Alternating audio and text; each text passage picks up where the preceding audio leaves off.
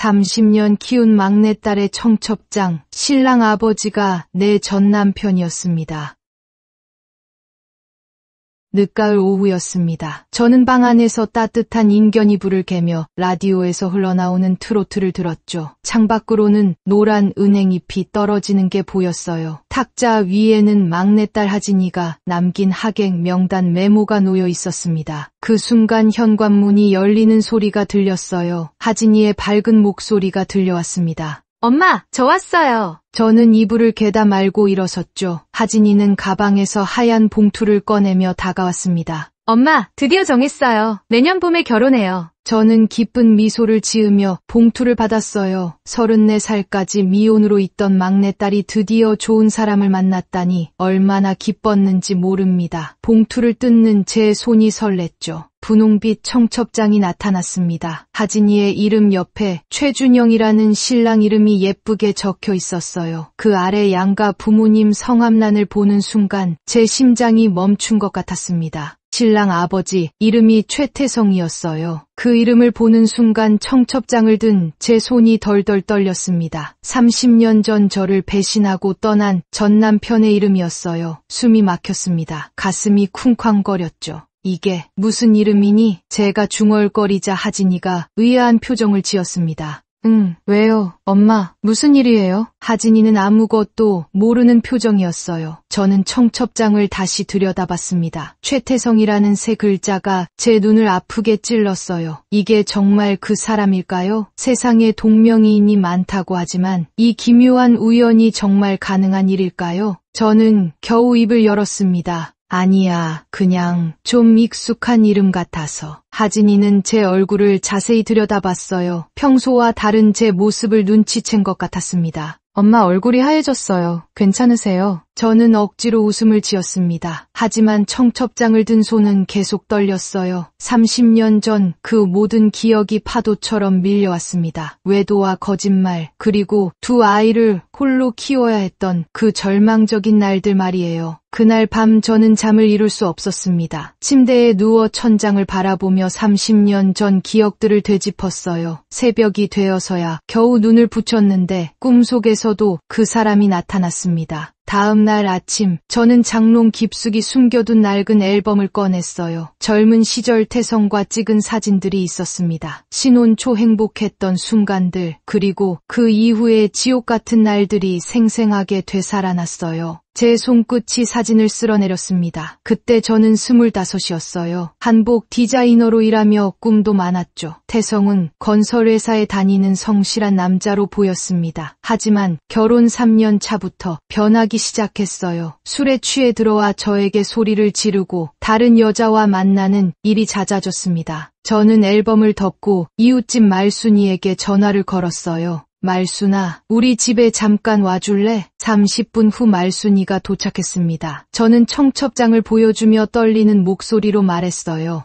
말순아, 하진이 신랑 아버지가 최태성이래. 그 사람이야. 말순이는 눈을 동그랗게 떴습니다. 저희는 30년 넘게 이웃으로 지내온 사이였어요. 제가 혼자서 두 딸을 키우며 얼마나 힘들어했는지 말순이가 가장 잘 알고 있었죠. 그럼 사돈이 네 전 남편이란 소리야? 말순이의 목소리에 충격이 담겨 있었어요. 저는 고개를 끄덕였습니다. 어떻게 이런 일이 하진이한테 말할 거야? 저는 머리를 감쌌습니다. 하진이에게 진실을 말하면 결혼을 포기할지도 몰라요. 아니, 포기해야 하는 게 맞는 건 아닐까요? 하지만 어제 청첩장을 들고 온 하진이의 행복한 얼굴이 자꾸 떠올랐습니다. 하진이는 그 사람이 아버지인 줄도 모르고 자랐잖아. 갑자기 이런 말을 하면 저는 말을 잇지 못했어요. 30년 동안 숨겨온 비밀이 이렇게 드러날 줄 몰랐습니다. 하진이와 하영이에게는 아빠가 일찍 돌아가셨다고만 말해왔거든요. 말순이가 제 손을 잡았습니다. 정자야, 일단 확인부터 해봐. 동명이인일 수도 있잖아. 하지만 저는 알고 있었어요. 그 이름 석자가 주는 섬뜩한 느낌, 그리고 제 가슴을 조이는 이 불안감은 우연이 아니었습니다. 일주일 후 결국 상견례 자리가 잡혔습니다. 하진이가 정한 한정식집이었어요. 저는 그날 아침부터 속이 뒤틀렸습니다. 혈압약을 2알이나 먹었는데도 가슴이 두근거렸어요. 한정식집 2층 룸에 들어서니 이미 하진이와 준영이가 앉아 있었습니다. 큰딸 하영이도 남편과 함께 와 있었어요. 저는 떨리는 다리를 억지로 움직여 자리에 앉았습니다. 신랑 아버지는 언제 오신대? 제가 하진이에게 묻자 하진이가 시계를 보며 답했어요. 지금쯤 오실 거예요. 미국에서 오래 사셨다가 얼마 전에 한국에 돌아오셨거든요. 미국에서 오래 살았다는 말에 저는 더욱 확신했습니다. 태성이 저를 떠날 때 미국으로 간다고 했었거든요. 그때 문이 열렸습니다. 백발이 성성한 신사 한 분이 들어서셨어요. 30년의 세월이 흘렀지만 저는 한눈에 알아봤습니다. 최태성이었어요. 태성도 저를 보자마자 얼굴이 굳었습니다. 눈이 커지며 말문이 막힌 것 같았어요. 방 안에 정적이 흘렀습니다.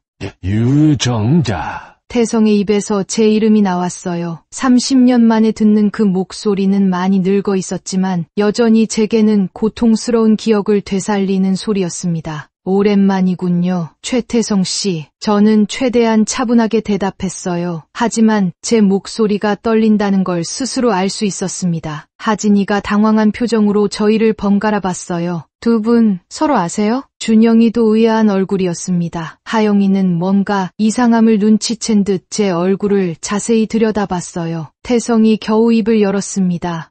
예, 옛날에 잠시 알던 사이입니다. 저는 속으로 비웃었어요. 잠시 알던 사이라니, 5년간 결혼해서 아이 둘을 낳고 살던 사이를 그렇게 표현하다니. 식사 내내 저희는 서로를 의식하며 어색한 대화를 나눴습니다. 태성의 눈빛에서 당황스러움과 미안함 같은 감정이 교차하는 걸 봤어요. 하지만 저에게는 그런 감정조차 더 이상 의미가 없었습니다. 상견례가 끝나고 집으로 돌아오는 길, 하영이가 제 팔을 잡았습니다. 엄마, 무슨 일이에요? 분위기가 이상했어요. 저는 아무렇지 않은 척했지만 속으로는 이미 큰 태풍이 몰아치고 있었습니다. 며칠 후 하진이가 집에 찾아왔습니다. 평소와 달리 얼굴이 어두웠어요. 현관문을 두드리는 소리도 급했습니다. 엄마, 문 열어주세요. 저는 문을 열어주며 하진이의 표정을 살폈어요. 뭔가 심각한 일이 생긴 것 같았습니다. 엄마, 솔직히 말해주세요. 준영이 아버지를 어떻게 알고 계신 거예요? 하진이가 저를 빤히 쳐다보며 물었어요. 저는 피할 수 없다는 걸 느꼈습니다. 30년 동안 숨겨온 진실을 이제는 말해야 할 때가 온 것 같았어요. 저는 무거운 한숨을 내쉬며 소파에 앉았습니다. 하진이도 제 옆에 앉았어요. 하진아, 엄마가 그동안 숨겨온 게 있어. 뭐예요?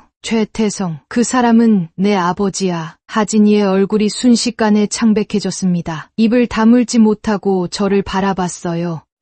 뭐라고요? 맞아, 내 친아버지야. 너와 하영이를 낳고 다른 여자와 도망쳤었지. 저는 목이 메어 더 이상 말하기 힘들었어요. 하진이는 충격에 빠진 채 말을 잇지 못했습니다. 왜 이제 말해요? 왜 지금까지 숨겼어요? 하진이의 목소리에 원망이 담겨 있었어요. 저는 하진이의 손을 잡으려 했지만 하진이는 손을 빼며 일어났습니다. 엄마는 저희한테 아빠가 일찍 돌아가셨다고 하셨잖아요. 그게 다 거짓말이었어요? 하진아, 엄마도. 그럼 저는 어떻게 해요? 결혼 못하는 거예요? 하진이가 소리쳤습니다. 제 가슴이 찢어질 것 같았어요. 하진이의 인생에서 가장 행복한 순간을 제가 망쳐버린 것 같았습니다. 저는 눈물을 참으며 말했어요. 내가 그 사람 피 한 방울도 안 닮았으면 좋겠다고 생각했어. 그래서 그냥 조용히 살자고 다짐했지. 하진이는 방 안을 서성이며 머리를 감쌌습니다. 준영이와의 행복한 미래를 꿈꿨을 텐데 갑자기 이런 현실을 마주하게 된 거죠. 엄마, 저 정말 어떻게 해요? 하진이의 절망적인 목소리를 들으며 저는 뭔가 결심했습니다. 이 상황을 해결할 방법이 있을 거라고 생각했어요. 아니, 반드시 해결해야 했습니다. 그날 밤 저는 결심했습니다. 직접 태성을 만나 이야기해야겠다고 생각했어요. 다음 날 아침, 저는 태성에게 전화를 걸었습니다. 나 좀 봅시다. 할 말이 있어요. 태성의 목소리에서 당황스러움이 느껴졌지만 결국 만나자고 했어요. 저희는 조용한 찻집에서 만났습니다. 30년 만에 마주 앉은 태성은 많이 늙어 있었어요. 백발의 주름이 깊게 패인 얼굴이 세월의 무게를 말해주고 있었습니다.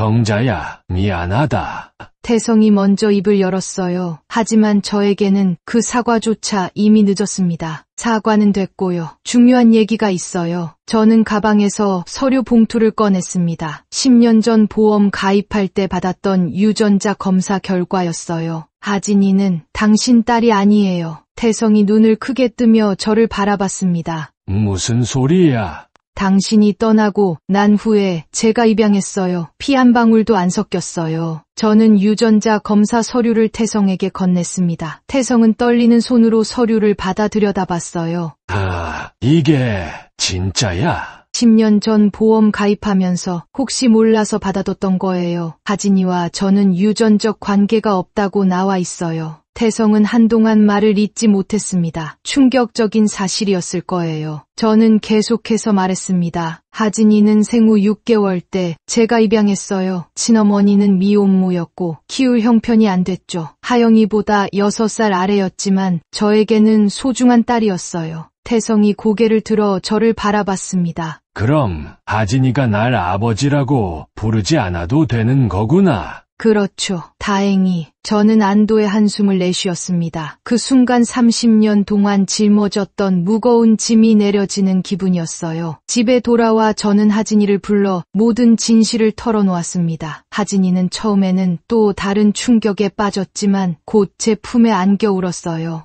엄마, 제가 피 한 방울 안 섞인 거였어도 엄마가 저를 길러주신 게 전부예요. 그 말을 들으며 저도 눈물을 흘렸습니다. 30년 동안 키운 딸이 이렇게 말해주니 세상 모든 게 다 괜찮아지는 것 같았어요. 드디어 결혼식 날이 왔습니다. 봄볕이 따스한 4월의 어느 토요일이었어요. 저는 하얀 한복을 곱게 입고 결혼식장에 도착했습니다. 하진이는 웨딩드레스를 입고 정말 아름다웠어요. 30년 동안 키운 제 딸이 이렇게 예쁜 신부가 되다니 감격스러웠습니다. 식이 시작되기 전 저는 하객들 앞에서 인사말을 하기로 했어요. 손에는 미리 준비한 편지 한 장이 들려 있었습니다. 안녕하세요. 신부 어머니 유정자입니다. 하객들이 조용히 저를 바라봤어요. 저는 떨리는 목소리로 말을 계속했습니다. 저는 하진이의 생모가 아닙니다. 웅성거리는 소리가 들렸어요. 하지만 저는 멈추지 않았습니다. 하지만 저는 세상에서 가장 행복한 엄마입니다. 30년을 함께 울고 웃으며 살아온 이 아이는 제 전부입니다. 하객석에서 눈물을 흘리는 사람들이 보였어요. 태성도 뒷자리에서 고개를 숙이고 있었습니다. 혈연이 전부가 아니라는 걸 하진이가 저에게 가르쳐줬습니다. 진짜 가족은 함께 만들어가는 사랑과 추억이라는 걸 말이에요. 하진이가 단상 위로 올라와 저를 꼭 껴안았습니다. 하객들 사이에서 박수가 터져 나왔어요. 엄마, 사랑해요. 하진이가 제 귀에 속삭였습니다. 저는 그 순간 30년 동안의 모든 고생이 보상받는 기분이었어요. 결혼식이 끝나고 1년 후 하진이에게 첫 아이가 태어났습니다. 하진이는 그 아이의 이름을 정아로 지었어요. 엄마가 제게 해주신 사랑을 제 아이도 알게 해주고 싶어요. 엄마 이름을 물려받아서 그 사랑도 함께 물려받았으면 좋겠어요. 그날 저는 정말 많이 울었습니다. 30년 전 6개월 된 아기를 처음 품에 안았던 그날처럼, 아니 그때보다도 더 벅찬 감동이었어요. 지금 저는 하진이와 손녀 정아와 함께 행복하게 살고 있습니다. 피는 물보다 진하다고 하지만 때로는 선택한 사랑이 더 깊고 진할 수 있다는 걸 깨달았어요. 가족이란 태어나는 것이 아니라 만들어가는 것이라는 진실을 말이죠. 여러분의 의견은 어떠신지 댓글로 남겨주세요. 구독과 좋아요는 다음 이야기를 전해드리는데 큰 힘이 됩니다. 감사합니다.